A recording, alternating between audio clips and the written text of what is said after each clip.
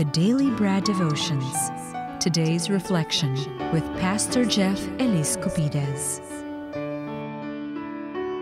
Ang flight ko ngayong umaga, pabalik dyan, kaya excited na ako bukas bumalik sa studio ko.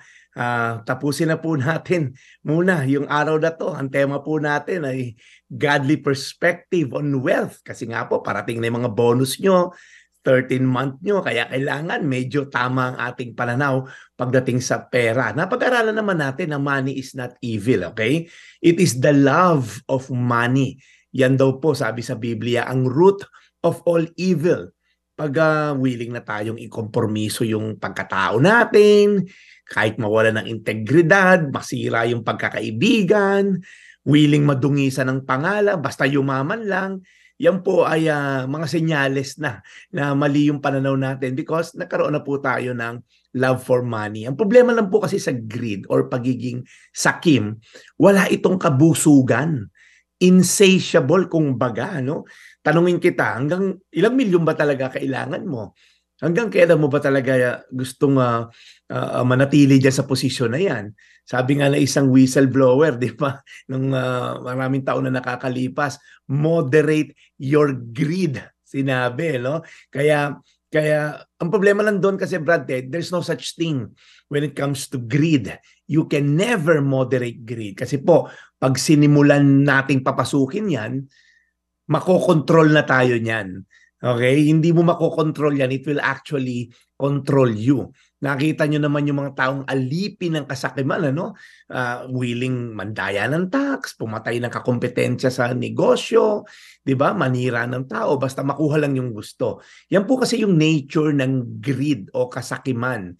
Sabi nga po sa Hebreo 13:5, yan ang bersikulo natin ngayon, iwasan nyo ang pagiging sakim sa salapi.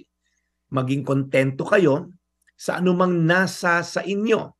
Sapagkat sinabi ng Diyos, hindi ko kayo iiwan o pababayaan man. Iwasan daw po natin yung pagiging sakim. Huwag natin bigyan puwang sa isipan natin to at huwag din papasukin sa ating sistema. Bagkus daw maging kontento tayo kung ano yung meron tayo. Brad Jeff, does that mean hindi na ako mag-aambisyong yumaman? Hindi po. Okay? Mag-ambisyon ka, pero alam mo lang yung kung ano yung kapasidad mong gumastos, itumbas mo lang dun sa kakayanan mo ring kumita, di ba? Ang nagiging problema po kasi pagka, alam mo yon, yung pagka hinanap mo na yung pera, okay, na hindi mo naman kayang kitain sa linggo, di ba? Yun ang nagiging problema. Or sa katapusan, pagka gumastos tayo beyond our capacity to earn, dyan po nagkakaproblema. Pag pinilit mong enjoyin yung mga bagay na hindi mo pa naman panahon para enjoyin, okay?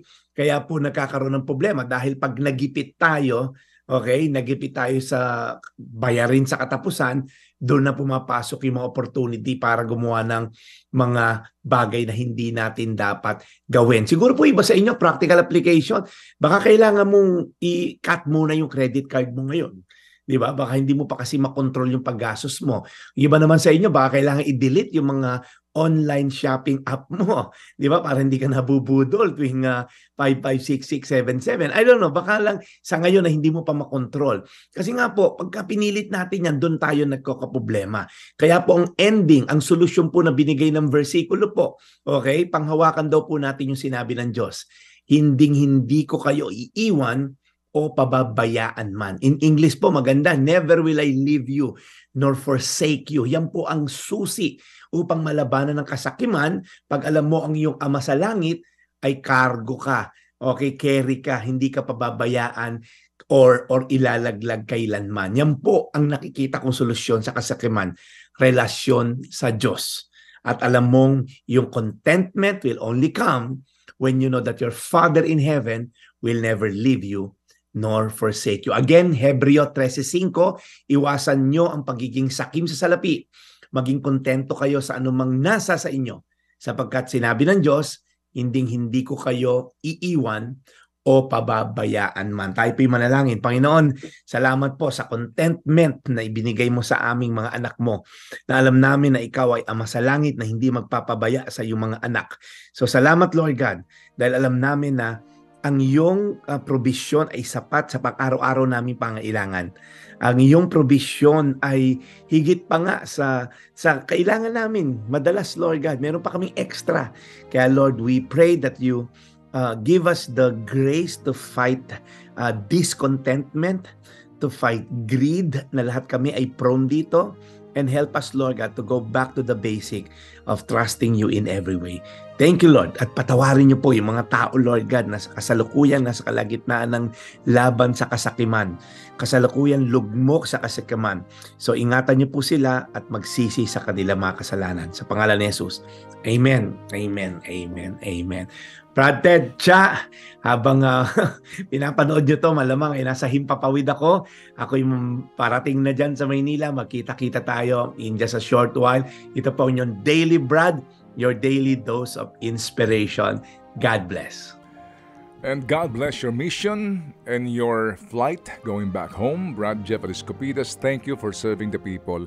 And again, salamat sa magandang balitang hatid ng The Daily Brad today. Another reminder, baby girl, sa lahat po sa atin. Ted Filon at DJ Chacha. Ngayon, nasa Radyo 5, 92.3 News FM. Monday to Friday, 6 to 10 a.m.